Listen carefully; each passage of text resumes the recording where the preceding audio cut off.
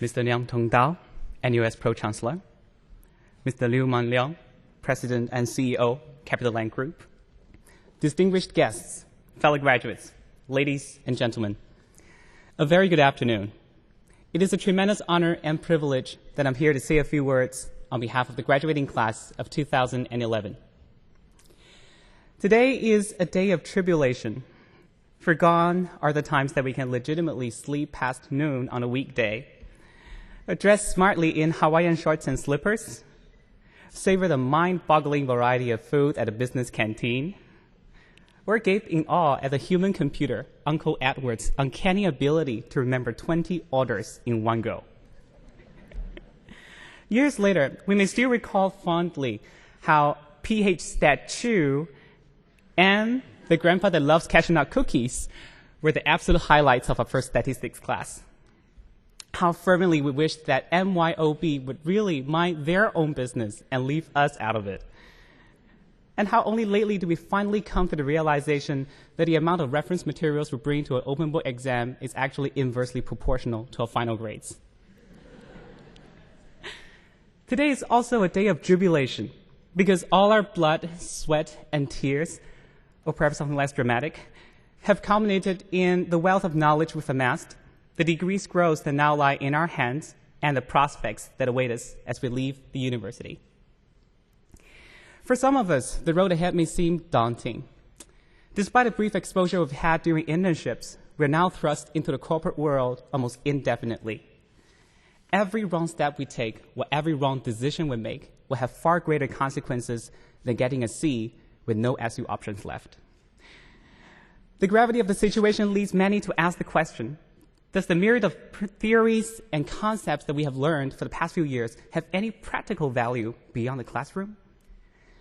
I am of the opinion that yes, whatever we have learned, while dreadfully boring at times, is highly relevant in almost any context. The key here is to adapt. Frameworks may be rigid, but their applications can be fluid.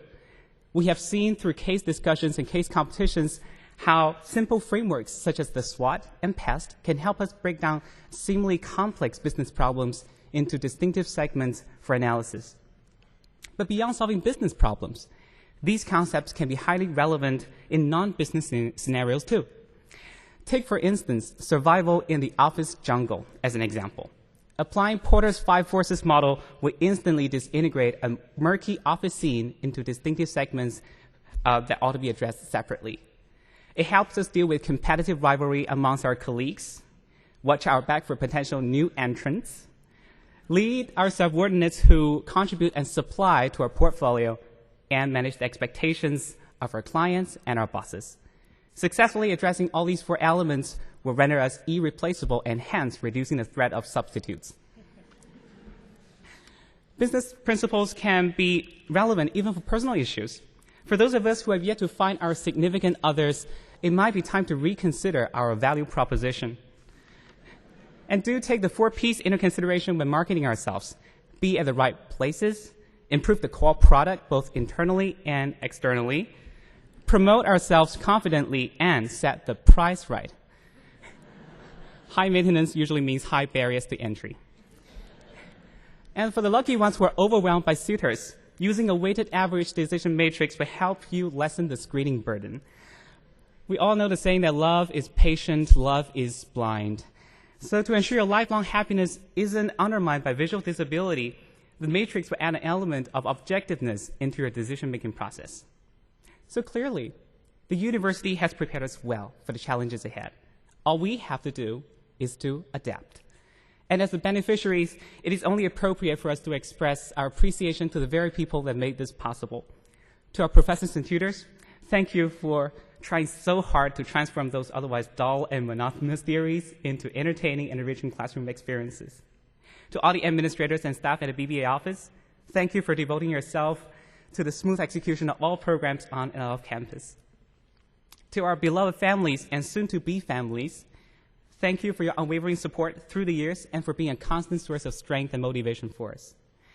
Today is our commencement day, but more importantly to our dear parents, it is the day that you can look proudly upon the fruits of your labor for the past 2 decades. and take comfort in the knowledge that we are now graduates of a world-class institution, and soon it will be our turn to reciprocate the love that you have so generously showered upon us. On a personal level, I would like to express my sincerest gratitude to my mentor, Professor Ang Sui Hoon. Without her patience and guidance, my thesis on the pursuit of happiness might have come to a tragic end.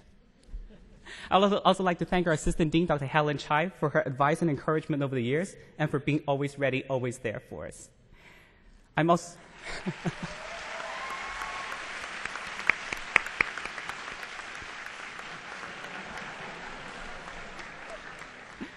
I'm also deeply indebted to Mrs. Jin Yam Woo Po Kim and family for bestowing upon me the scholarship, which freed me to pursue my numerous interests both in and out of campus. From the bottom of my heart, I thank my parents for their selfless devotion and for being refuge I can retreating to whenever the going gets tough. And last but certainly not the least, I thank God for restoring my missing rib and blessing me with my wife, Grace. Without